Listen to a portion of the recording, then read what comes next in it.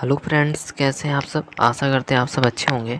अपनी daily current affair series को आगे बढ़ाते हैं और आज हम 3 दिसंबर और 4 दिसंबर के कुछ महत्वपूर्ण बिंदुओं पर चर्चा करते हैं जो परीक्षा की दृष्टि से बहुत ही महत्वपूर्ण प्रश्न रहते हैं। ये क्लास उन सभी अभ्यर्थियों के लिए है जिनको डेली करंट अफेयर्स के पॉइंट बाई पॉइंट नोट्स चाहिए, बशर्ते उनके पास पर्याप्त समय नहीं रहता। तो चलिए वीडियो के स्टार्ट करते हैं। आज का पहला पॉइंट है, विश्व व्यापार संगठन का महानिदेशक किसे नियुक्त किया गया है। तो ये किसे नियुक्त किया गया है, नागोजी ओंकोजो को नियुक्त किया गया है।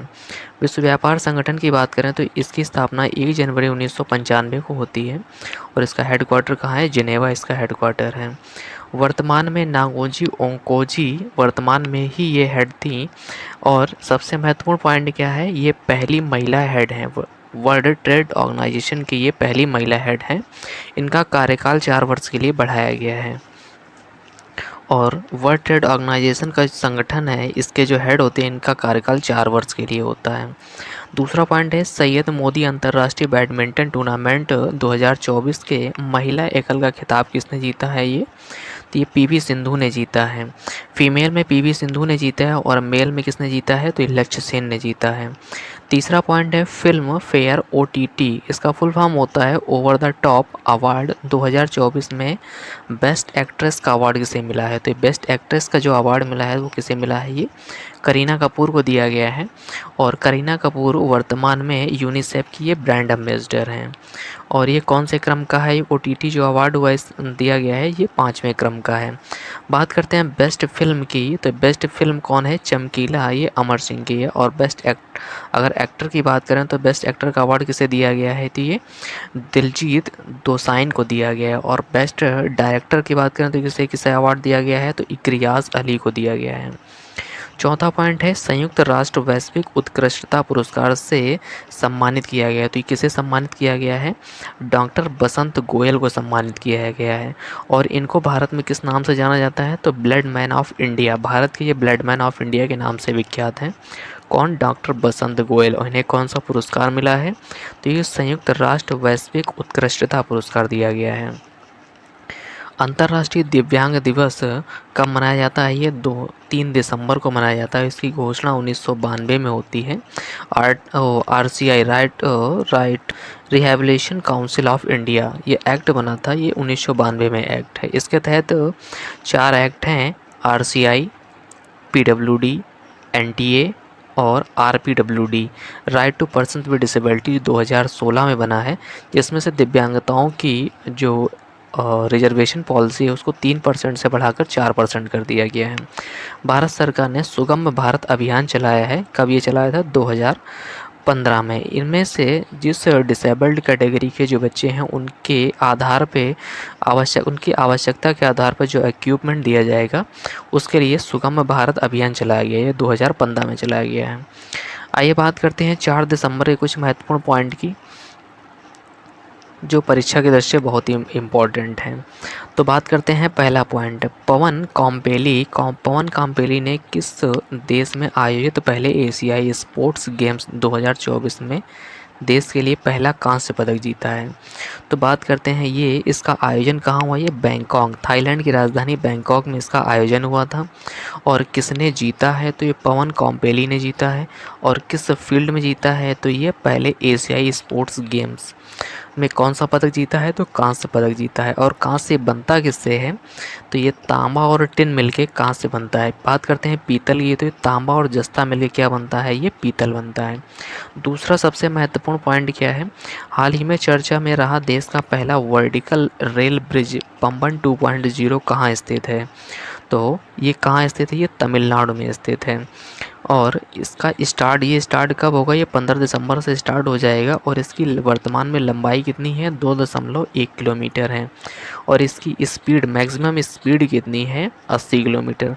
आइए हम आपको इसका थोड़ा एक्सप्लेन करते हैं। तो पंबन 1.0 ये 105 साल पुराना ये रेलवे पुल है।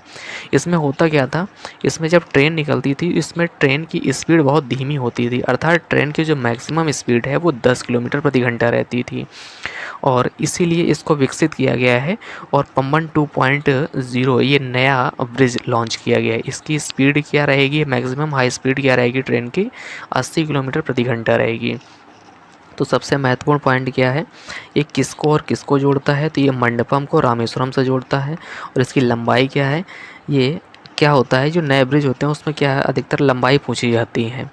तो इसकी लंबाई क्या है 2.1 किलोमीटर और इसकी मैक्सिमम स्पीड क्या है तो 80 किलोमीटर प्रति घंटा। और ये क्या है जो पंबन 2.0 ये पुल है तो ये भारत का पहला वर्टिकल लिफ्ट समुद्री रेलवे ब्रिज है। मतलब क्या होता है, समुद्र के नीचे से अगर कभी शिप आएगी पानी वाली शिप, तो ये क्या हो रहा है रेलवे लिफ्ट की तरीके इसको हम वर्टिकल इसको ऐसे उठा सकते हैं ऊपर की ओर, और जैसे शिप निकल जाती है इसको फिर से लैंड किया जा सकता है। ये इसकी फैसिलिटी है। अगला पॉइंट है, भारत में नदी के ऊपर निर्मित सबसे लंबा पुल कौन सा है, ढोला सादिया पुल है। इसको हम लोग भूपेन हजारिका पुल के नाम से जानते हैं और ये कहाँ है, असम में है। और ये भूपेन हजारिका पुल जो है ये लोहित नदी पर है। बात करते हैं भारत में समुद्र के ऊपर निर्मित सबसे लंबा पुल कौन है, तो ये अटल सेतु है। और इसकी लंबाई क्या है 21.8 किलोमीटर। ये लंबाई पूछी गई थी अभी BPSC TRE 3 का जो एग्ज़ाम हुआ था री एग्ज़ाम से पहले, उसमें इसकी लंबाई पूछी गई थी। 21.8 किलोमीटर इसकी लंबाई है। और ये अटल सेतु इसका नाम है पुल का। तो ये मुंबई को नवी मुंबई से जोड़ता है। आइए बात करते हैं तीसरे पॉइंट की। तीसरा पॉइंट है भारत की पहली उबर शिकारा सेवा कहाँ प्रारंभ की गई है, तो ये कहाँ प्रारंभ की गई है, डल झील में प्रारंभ की गई है। डल झील कहाँ है, श्रीनगर में है ये। और इसको श्रीनगर में कोई एक फेस्टिवल मनाया जाता है जो परीक्षा में बहुत पूछा जाता है, ट्यूलिप फेस्टिवल कहाँ मनाया जाता है, तो ये श्रीनगर में मनाया जाता है।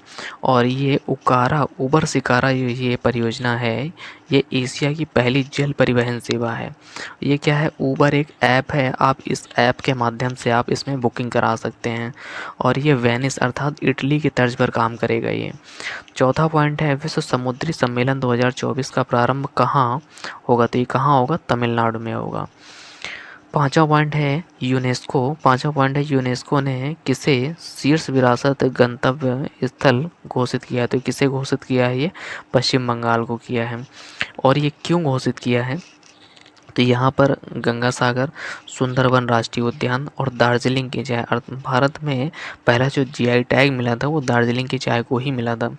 यूनेस्को की बात करें तो 1945 में इसकी स्थापना होती है और हेडक्वार्टर कहाँ है, पेरिस में इसका हेडक्वार्टर है।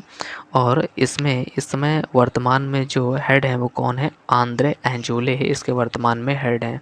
अभी पिछले करंट अफेयर अर्थात 3 दिसंबर के करंट अफेयर में हमने एक पॉइंट आपको दिया था कि यूनेस्को की ब्रांड एम्बेसडर कौन है, तो उसमें हमने एक पॉइंट बताया था यूनेस्को की ब्रांड एम्बेसडर करीना कपूर है इस समय।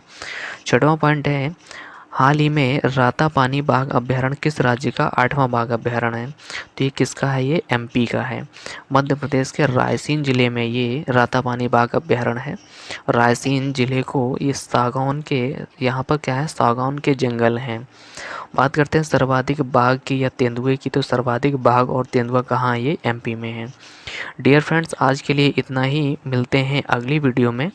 और ऐसे ही हम डेली पॉइंट टू पॉइंट ऐसे पॉइंट जो परीक्षा की दृष्टि से बहुत ही महत्वपूर्ण पॉइंट रहते हैं, हम डेली वीडियो आपके लिए लेके आते हैं।